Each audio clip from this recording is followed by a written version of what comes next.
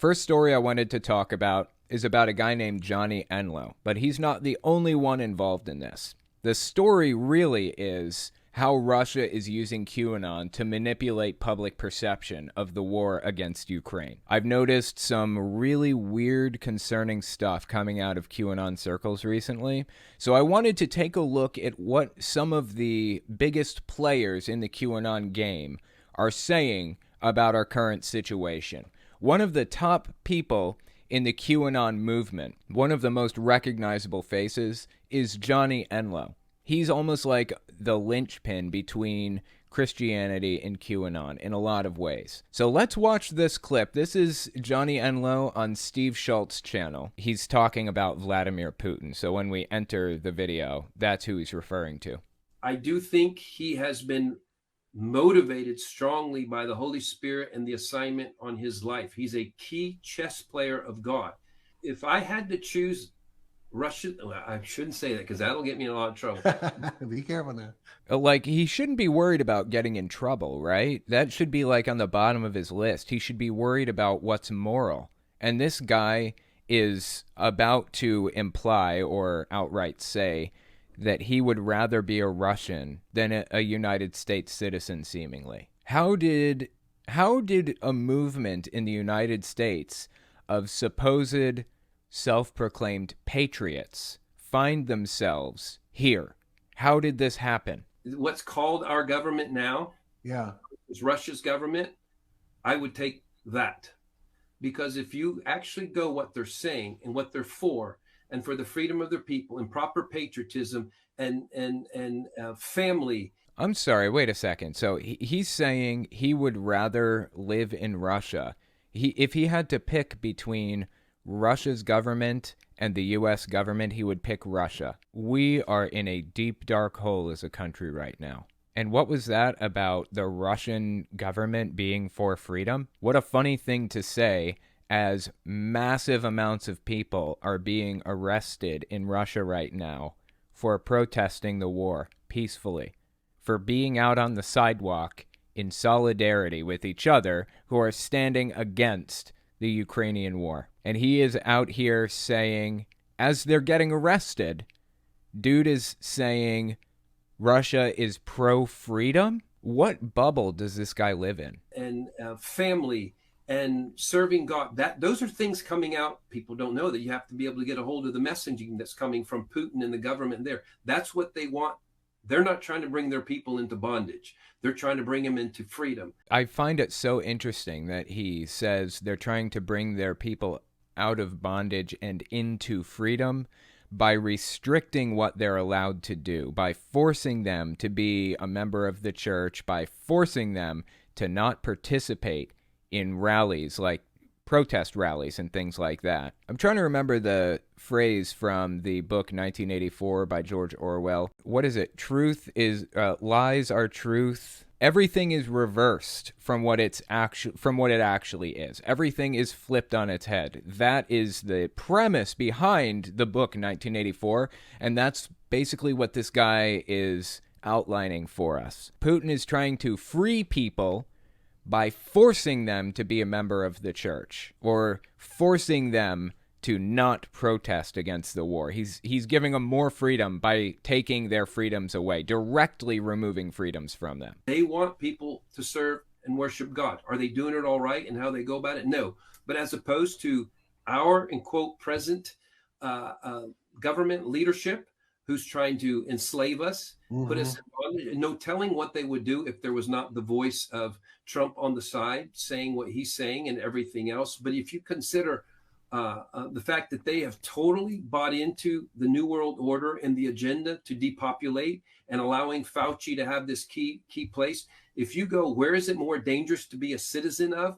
It is, if you just looked at it face value, not know what God's doing behind the scene, it's much more dangerous to be a citizen in this country under who we have in our government, as opposed to Magog and Gog, what people are trying to say over there. Okay, that's complete nonsense. He's saying that it's more dangerous to be a citizen of this country. I didn't overlook his mention of Gog and Magog, though. That's like evangelical Bible prophecy where Gog of Magog is going to battle with God or something like that. I don't even remember now. In 1 Chronicles 5:4, Gog is identified as a descendant of the prophet Joel, and in Ezekiel 38 and 39, he's the chief prince of the tribes of Meshka and Tubal in the land of Magog, who is called upon by God to conquer the land of Israel. It all routes back to this old school Bible prophecy about the end of the world, end times predictions and all of that stuff. So anytime you hear one of these evangelicals talking about Gog of Magog, they're referring to end times prophecies. And as a matter of fact, George Bush Jr., when he was going around trying to get support for the Iraq War internationally, he went to speak with Jacques Chirac, the French prime minister at the time, I think. And according to Jacques Chirac, he mentioned Gog of Magog. George Bush said that he wanted to go over there because Gog of Magog something or other. The reasons for going over there were religious in George Bush's mind. That is concerning. And that was 20 years ago. Look where we are now. Religion is way more intertwined with society and government in the United States now than it was 20 years ago. This is a guy that I literally listened to his video years ago, speaking of Putin, where he said, the world is run, the entire world is run by Luciferian, and I am the only one fighting the Antichrist. This was before Trump. There you go. Putin was saying years ago that he's fighting the Luciferian evildoers, the demons, and all that stuff. Putin has been harnessing QAnon and conspiracy theories to garner support for the war. Recently, I mean, what Johnny Enlow is talking about here, this was old, like years ago that he's referring to. Putin has recently been trying to use election fraud claims and QAnon and conspiracies in the Republican Party to garner support for the war in Ukraine. That's the situation that we're in right now. He literally has thought himself for years as being the only one fighting the Antichrist, and that he has seen what's going on. It's with the Clinton family, the Obama family, the Biden family, enmeshed to unbelievable degrees. And you'll see Nancy Pelosi, again, like I said, her son been involved in and presently on the board of major things there. There has been money laundering that's taking place, human trafficking. It ties into all the worst of the worst that any of you have been hearing about over the last couple of years. And its base of operations, this is kind of a surprise. We're hearing how it just like, it's not just that it was marginally bad, but really epicenter for even future plans of this global domination through the New World Order, which, to remind those of you who have never heard anything about it, the end game you want to know about is depopulation of planet Earth by 90%. He's been saying a lot of this stuff for a long time, and I've covered a lot of these conspiracy claims in the past. It's all nonsense from the ground up, for the record. If you're curious, you can look at my history, my video history on Johnny Enlow, because I did recently even cover a lot of these claims, specifically on my main channel. The last video I released about him, I think it was on Humpty Dumpty Institute or something like that. I go through a lot of this stuff. But he's making a specific claim here about the idea that world leaders want to depopulate the earth by 90%. Why would they want to do that? What would the end goal be in that? Seriously, there is no good reason for that. Governments need the population to be at least at replacement level. As people get older and they age out of the workforce, 50, 60, 70-year-old people are getting a little too old to work and they leave their jobs. They need a new person to step in and fill that role. If they don't, the economy is going to suffer terribly as a result. There's going to be massive economic shrinkage because the population isn't at least at replacement level. So what he's saying here about depopulation, the goal of the Illuminati is depopulation, it's nonsense. It doesn't even make logical sense. Planet Earth by 90%, where there is, their ideal is really 500 million very obedient transhumanist people that they've had enough vaccines and upgrades, and combined with the 5G. He had to fit the 5G in there, didn't he? This whole idea about 5G being evil, he didn't quite know how it fit in his plans or how it fit into his conspiracy theories, but he worked it in there somewhere. With the 5G, where they're really semi-robots, and they are there at the service of... Those are called cyborgs, by the by. They're at the service of these elite Illuminatis that run the planet. And if you think that sounds like, hopefully all of you have heard enough now to know this is not conspiracy theory. This is conspiracy fact. You know, listening to this, just coming in blind and not knowing anything about the beliefs, it sounds completely unhinged. Unfortunately, the type of people who listen to Johnny Enlow and Steve Schultz and people like that, they're already primed to buy what he's selling. They're already primed to believe it, to accept it in the first place. And honestly, I have to say, I've been thinking about this for a while. I think part of the reason, in large part, the reason that we are where we are today, with half the Republican Party being conspiracy theorists, or well over half probably, I think we're here because the Russian government has been pushing troll farms on social media, trying to get people to be more conspiratorial and believe more and more crazy things. I honestly think that that's a large part of it. If that's not a large part of it, I don't know what happened to the Republican Party otherwise, really.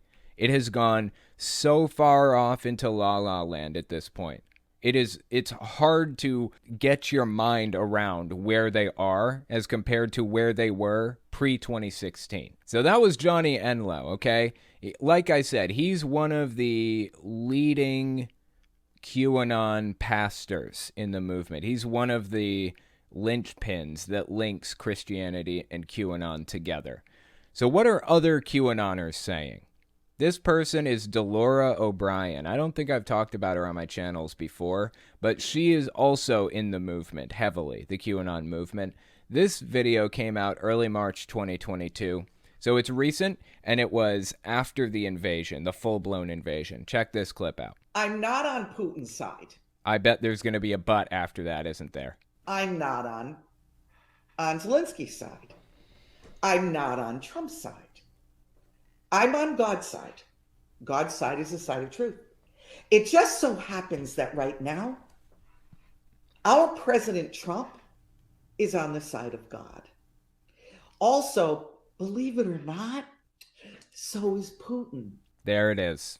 There is the but. There's the hedging. I'm not on Putin's side. I'm on God's side, and Putin is on God's side with me. This is a full-blown QAnoner, heavily involved in the QAnon movement, and this is the kind of thing that I'm hearing coming out of that movement right now. Right before I came on here, this is what was sent to me. A Russian soldier. Okay, hang on. Who sent this to you? I really want to figure out, where this came from. Is this an anonymous source? Somebody sent you an email containing this information or this script or whatever else, and you're just bringing it out here and putting it up for everybody to hear, without knowing who it came from at all? For all you know, it could have come from the Clintons. They're trying to control your mind or something. A Russian soldier. I even have his name, and I can't give it. I'm sorry. I can't. Just research it. I'm sure it'll start coming out. Searching for bioweapons. There was him and a few of the other soldiers searching for bioweapons in central Ukraine. Stumbled upon a child den, dimly lit, filthy bunker. See, this all ties into the conspiracy theories that Putin has been trying to build up as a pretext for the war in the first place. I had no idea what pretext he was going to use before he went in. I didn't know what he was going to tell his people, what methods he would use, what justifications he would try to use to justify this massive atrocity. Not long after he went in, I guess it turns out he had been telling his people for like who knows how long that he was trying to cleanse Ukraine of Nazism. Absolutely ridiculous. There is no basis to claim that the place is full of Nazis like that. And when I say full of Nazis, what I mean is Russian soldiers were under the impression that 90% of the leadership, 90% of the military, it was all made up of Nazis. They were all in control, and they were practically holding the populace hostage. Come to find out, when Russia arrives there, those claims didn't hold up, and the people didn't want them there. The people wanted Russia to go home. Russia absolutely has an uphill battle if they're going to try to hold that territory. Capturing it alone is going to be a nightmare. But holding it, I absolutely can't see that happening. The people are not on his side. It's not going to happen. But the point behind all of this is he's been trying to build pretexts and justifications for the war, and that was his original justification. His claim was that the entire country was made up of Nazis, or the entire leadership of the country. And when nobody really bought that, he started spreading it around as a conspiracy theory. He started spreading it around QAnon circles. And here we are. It's reached this woman right here. Fits perfectly right in with already existing QAnon belief systems. This whole den that she's talking about here, 100 young boys and girls. it didn't exist. It never happened. No evidence for that. She won't name any kind of source. Convenient, isn't it? That there's absolutely no evidence for what you're claiming, but it so perfectly fits in with your worldview. He said they were terrified, huddled together, and when the flashlights went on them, their eyes were dilated because they've been in the dark so long. It's nonsense. It's absolutely not true. But who needs evidence, right? Who needs evidence? Just say whatever you want. Come out and say whatever you want. Evidence is irrelevant and unnecessary. This next clip is from late February 2022. This is when the war was just starting to rev up. Nobody really had a clear bead on the narrative yet. The Trump supporters, the QAnoners, they didn't really know what they should be thinking about Ukraine yet. So here is what this same person, Delora O'Brien, this is what she said leading up to the war in Ukraine, leading up to the narrative finally being formed out by, the big QAnon leaders and by Trump and others. Listen to her take on it. What we're seeing is 100% fabricated. Okay? I think it's really interesting that she says it was fabricated like that. That is exactly what I was seeing out of the Patriots.win, which is basically the Donald subreddit. This is the exact narrative I was seeing out of there. It was split. Half the people at the website seemed to think it was completely fabricated. There was no war happening. It was nonsense. And the other half seemed to side with Putin and say he was right to do this and stuff like that. I looked through there for a while. I didn't see anybody who was rooting for the Ukrainians at all on the old Donald subreddit. So this is the narrative that I've been seeing on that website up to now. She's parroting that. 100% fabricated. Okay? Now, obviously, if Pelosi and all these people are for Ukraine, you go opposite. That's just common sense. Common sense. Okay. That should tell you all you need to know about their viewpoints right there. If the mainstream media, if Pelosi, if the people that I hate are in favor of this, then I should be against it by default. This is a classic error I see all the time. A lot of people don't recognize the difference between not believing that a God exists and actively believing that a God does not exist. There is a difference. Just because something is not true does not mean that that thing is false. It's a logical error. And that's the exact logical error that this woman is making right now. These people agree with this, or these people want this to happen. By default, I have to specifically want that to not happen. I have to specifically believe contrary to what they believe. This is a classic hate your enemy position. This is an us versus them mentality. This is the heart of the own the libs mentality. Hate your enemy at any cost. Next clip I wanted to watch is with Stu Peters. This is early March 2022. Check this clip out. The media is complicit in this war, and everyone that's propping up Ukraine, we're sending over all these weapons. These people are the ones that's going to have the blood on their hands of these Ukrainians who really, can't fight Russia. They don't have the might to fight Russia. Don't get this mixed up. Russia went into a sovereign country that had their own government set up and had their own trade deals and their own everything. Russia went in and attacked them for seemingly no reason. Really, the reason is Putin was obsessed with reuniting the USSR. And the reason I say that is because Putin actually wrote this, 11-page essay or something about how the USSR's breakup was the worst thing to ever happen in the 20th century. I can think of a few things a little bit worse than that personally, but I digress. He wrote this whole thing about how Ukraine belongs with Russia, they should own it, it should be a part of Russia, and all this crazy unhinged stuff. I mean, you can look this letter up, like this essay that he wrote, you can look it up. It's out there. That is why the attack happened, because he's obsessed with owning Ukraine. The fact that they are a sovereign nation should be all we need to know, to stand behind them. They shouldn't have a dictator's will imposed upon them. They don't have the might to fight Russia. It's like, contrary to popular belief, they seem to have the might to fight Russia, by the way. They seem to be holding their own. They seem to be standing up to them. I don't know how long that's going to last. As a matter of fact, when this clip comes out, who knows? Maybe Ukraine has already fallen to Russia. Either way, they put up one hell of a fight. An incredibly impressive fight. Russia, it's like, how we used to do when we were kids. You push the smaller kid up and try to, boast him up to go fight the big guy. And then he get... That's not what happened. Get the smaller kid to go fight the big guy. That's not what happened. The big guy came in and punched the kid in the face.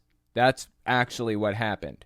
The little kid did not attack anybody. The little kid is defending himself as best he can. And then he end up getting the crap beat out of him. It's the same thing we're doing with Ukraine right now. The more weapons we send them, the more they're going to feel emboldened to fight Russia, and the more that Russia's going to stomp them. See, this narrative is so obnoxious and concerning. The idea that it's hopeless and that the Ukraine should just give up and all this stuff, it's so heartbreakingly sad that we have people in the United States that are siding with Russia like this. I have to wonder how much they're being paid. I have to wonder if that is really at the heart of why they're defending Russia right now. There really is no defense for this. It's grotesque. Not only are they not physically capable or armed well enough. That's inaccurate, by the way. They are armed to the teeth. Now, whether or not they have enough people to handle the armaments that they have, that's up in the air. I don't know. Time will tell. This is simply untrue, what Stu Peters is saying here. To fight physically against Russia, but their heart isn't in it because they don't want to fight Russia. Once again, untrue. You're right. They don't want to fight Russia. But guess what? Russia brought the fight to them. They are on their own land, in their own territory, and they are fighting for their lives. They know if they stop fighting, there is no more Ukraine. They seem to be, right now, some of the most motivated people I've ever seen in my life. These people have been enlisted and told that this is what they're going to do, and it's against their beliefs. They don't want to do this. We can't forget that Russia and Ukraine is a hodgepodge. Ukraine was settled 400 years ago, these arbitrary borders that were set up after the Color Revolution and Vladimir Lenin. A lot of the people that settled in this uninhabited area of Ukraine just want to be Russia. They want to be Russians. They don't want to be Ukraine, and they like Russia.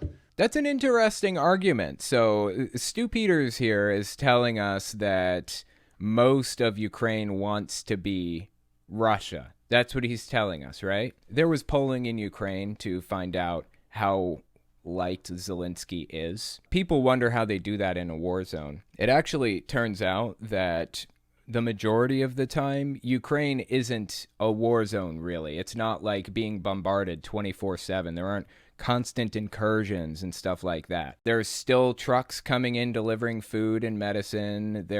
Everybody's still going to work and doing their thing most of the time. That's how a lot of active war zones are. People are still going around doing their thing, their day-to-day lives. But at night, Russia has been trying to push in and force their way in to try to take territory. Anyways, the point is, life continues on, with the exception of the few minutes, the few hours when Russia is pushing and trying to take territory.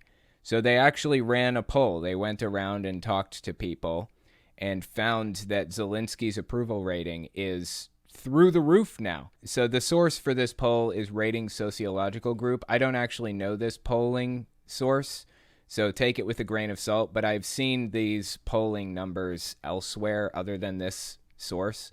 But it used to be around 32% approved, 65% disapproved of Zelensky. Now that all of this has gone down, 91% approve, 6% disapprove.